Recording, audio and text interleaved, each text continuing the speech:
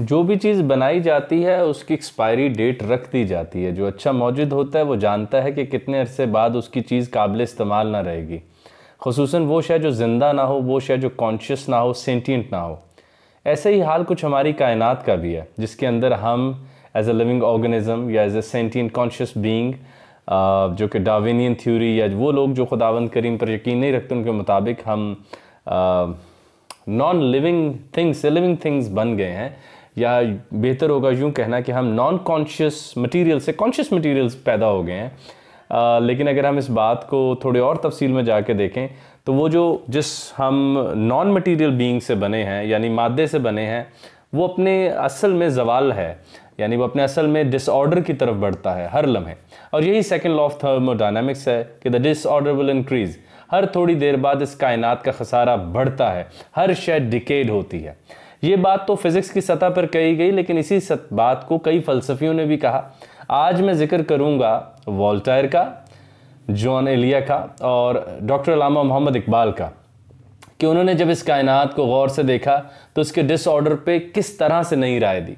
अच्छा, वैसे तो कुरान मजीद फुरकान हमीद हमें इंसान के मुतल्लिक भी कुछ ऐसी बात ही कहते हैं कि वल अस्र इन्नल इंसान लफ़ी खुस्र, बेशक इंसान खसारे में है, बेशक इंसान डिसऑर्डर की तरफ बढ़ता है। शायद इसके ये मानी हो, हमें और तहकीक करनी चाहिए। जदीद नए उलूम से जो नई आगाही पैदा हो तो हमें उसकी रोशनी में रहते हुए नए मानी पैदा करने चाहिए।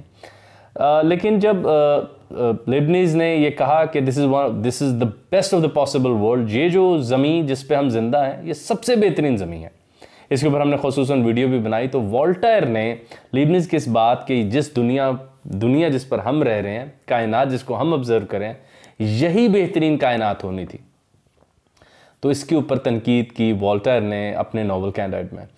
यहाँ सबसे आम बात यह है कि लिबनीज़ को बिल्कुल सतही सा आदमी नहीं था या कोई बहुत ही मजहबी, वो कट्टर मजहबी आदमी नहीं था। उसके ऊपर तो ख़ुद ज्यूज़ ने ना जाने कितने ब्लास्फेमी की बातें की, और वो कहते हैं कि उसने भी उसी दौर में कहा कि कैलकुलस तो मैंने डिस्कवर की है या बनाई है। तो इतना बड़ा और इतना पढ़ा लिखा जहन था और उसने बहुत सोच समझ कर ये बात की। जैसे कि जब मैं कहता हूँ कि ये कायनात फ़ना हो जाएगी, और जब शोपेनहायर कहते हैं कायनात फ़ना हो जाएगी, तो लफ्ज़ एक है, मानी में ज़मीन और आसमान का फ़र्क है। तो ऐसे ही जब लिबनीज़ ने कहा कि भाई ये कायनात जो है और ये ज़मीन खुसूसन जिस पे हम रहते हैं, this is one of the best of the possible world, ये तो सबसे बेहतरीन फ़ैसला है और इससे बेहतरीन ज़मीन ना हो सकती थी। तो वोल्टायर ने उस पर ठट्ठा उड़ाया, उसका मजाक उड़ाया, उस पर तनकीद की, उस पर हंसा, उस पर कहका गोई की अपने नावल कैंडाइड में। और उसने बताया कि इतनी बीमारियां, इतने मजालिम, इतने धोखे, इतनी चालाकियां, इतनी तखरीबकारियां सिर्फ इसी एक कायनात में हो सकती थी। ये इतनी बदतरीन कायनात है। और उसने उसके सामने रखा, और उसमें आप देख लें कि जो वो फ़लसफ़ी का नाम उसने लेबनीज़ की जगह जो पैंगलोस रखा, और उसने उसको हिला कर रख दिया कि तुम कहते हो ये बेहतरीन कायनात है, यहाँ तो एक एक ऑर्गन की इतनी इतनी बीमारियाँ, मुआशी मसाइल के अंदर की पेचीदगियों पे अलहदा मज़ामीन है, समाजी मसाइल की अलहदा मज़ामीन है, नफ्सियाती मसाइल और आर्ज़ों के अलहदा मज़ामीन है, तुम कह रहे हो ये खैर है। तो तब तो सेकंड लॉ ऑफ थर्मोडायनेमिक मतलब शायद उस तरह पॉपुलर भी नहीं होगा या बनाया नहीं होगा।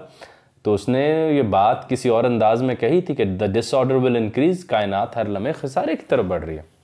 अच्छा, जॉन एलिया पे आए तो आजकल ही उस्ताद मुर्शद अहमद जावेद साहब ने जॉन एलिया पर गुफ्तगू दोबारा फरमाई है, तो उसके बाद और कुछ कहना नहीं बनता। लेकिन चलें, मैं अपनी तरफ से एक राय देता चलूँ कि जॉन ने इंतहाई, जैसे जॉन मुझे यूँ लगता है जैसे थोड़ी सी बात करके ना सारा मंजर छुपा लेते थे, सारी बात छुपा लेते थे। तो मतलब अभी आपकी आंख ने पूरा मज़ा लिया नहीं, तो ऐसे जैसे वो नहीं होता, जैसे आपकी रोशनी पड़ती और आंखें बंद कर लेते, तो उस तरह वो टीज़ करते थे, इंसानी जहनों को टीज़ करते थे, उनको ऐसे पोक करते थे जिसे हम कहते हैं।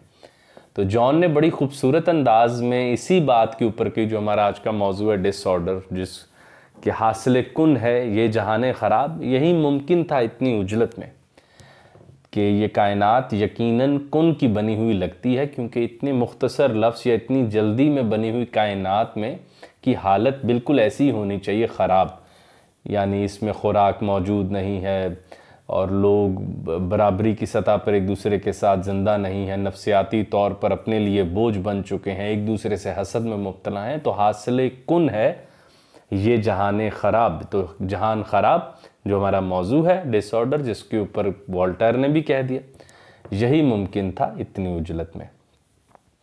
तो यहाँ जॉन ने बिल्कुल एक नई तरह बात की कि शायद उतनी प्लानिंग नहीं की गई जितनी, नाउज़ुबिल्लाह, मतलब कि वो शायर है, ज़ाहिरी बात है, उनको एक आज़ादी है कहने की, और मेरा काम था कि मैं आपके आगे एक मौक़िफ़ रख दूँ। तो उनका ये था कि जैसे उतनी प्लानिंग नहीं की गई जितनी करनी चाहिए थी।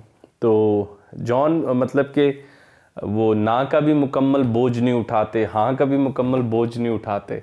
तो बस एक बात उन्होंने मतलब माना है कि हासिल कुन ही है, और फिर उसको उजलत से तशबीह दे दी कि वो जल्दी में है, यानी कि प्लानिंग में जो फोरसाइट रिक्वायर्ड होती है वो शायद इतनी नहीं की गई, कर ली जाती तो शायद कायनात के हालात कुछ बहुत बेहतर होते।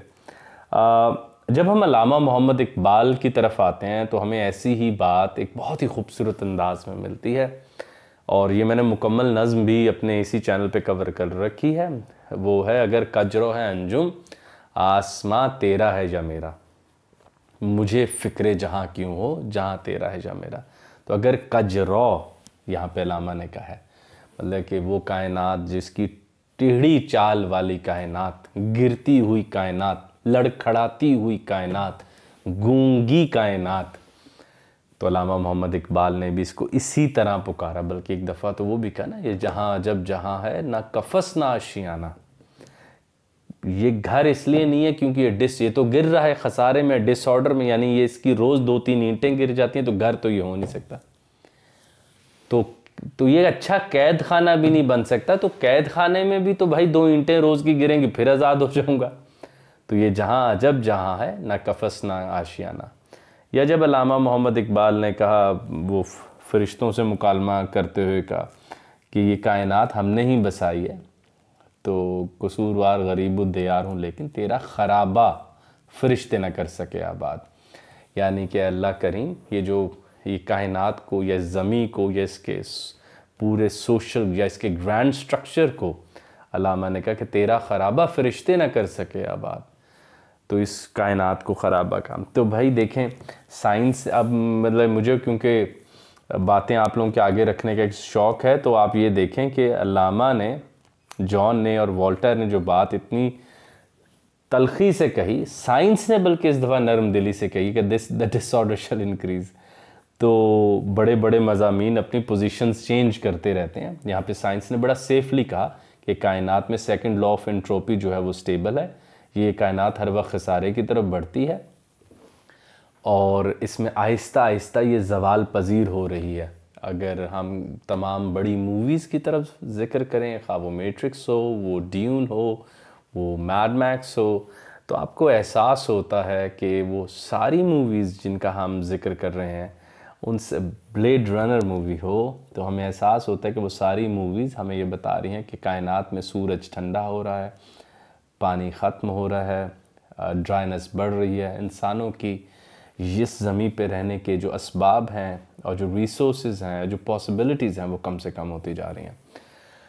तो ये मेरी एक छोटी सी राय थी, मैंने कहा मैं आप सबके आगे रखूं। और देखें साइंस ने बात कितनी अच्छे अंदाज में की, लेकिन जब ये बात शोरा और अफसाना निगारों के हाथों में आई तो उन्होंने ऐसे से इन्फ्लेट करके हमारे आगे रखा। कहाँ जहान ख़राब कह दिया, या हासिल कुन है ये जहान ख़राब, या लामा ने कजरो कह दिया, या कैंडाइड के पैंगलॉस का मजाक उड़ा के रख दिया। तो हमें इन मौज़ूआत को देखते रहना चाहिए, और हमें ये बात ज़रूर सोचनी चाहिए कि क्या डिसऑर्डर मनफी होता है, क्या डिसऑर्डर कोई बुरी बात है, या हर शय जो मौजूद हो उसको अपनी मुकम्मल पॉसिबिलिटीज़ देखने के लिए गैर मौजूद होना ज़रूरी है। फ़कत मौजूदगी अधूरी है। मौजूद होना शय का या बीइंग का या सब्जेक्ट का अधूरा हाल है। जब तक वो गैर मौजूद ना होना सीखेगी तो उसने दोनों कायनातें नहीं देखी। तो हम अगर इस पर्सपेक्टिव से देखें तो डिसऑर्डर एक नए मानी रखता है कि खुर्रम इलाही ने ज़िंदगी भी देखी, खुर्रम इलाही ने मौत भी देखी। ज़िंदगी आदि है, मौत उसको मुकम्मल, मौत एक और तजुर्बा है। मैं मजहबी मानों में नहीं कह रहा, तो यहाँ से हम एक बिल्कुल जैसे फ्रेश पर्सपेक्टिव डिसऑर्डर की तरफ ले सकते हैं कि डिसऑर्डर हर वक्त इस तरह नहीं होना चाहिए जिस तरह मैं कहता हूँ भाई सक्सेस की तारीफ़ें गिनते रहते हो, सक्सेस की बुराइयाँ भी बताओ। ऐसे ही हार की वो हार यतीम होती है भाई, हार जो सिखाती है ज़रा उसके ऊपर भी तदरीस बच्चों को करो।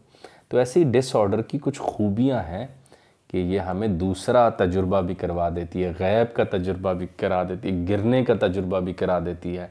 जब कायनात का मंज़र घुटता चला जाए और आखिर में थोड़ा सा बचे, वहाँ से देखने का जो एक वो हाल है वो भी इंसानों के नसीब में लाती है।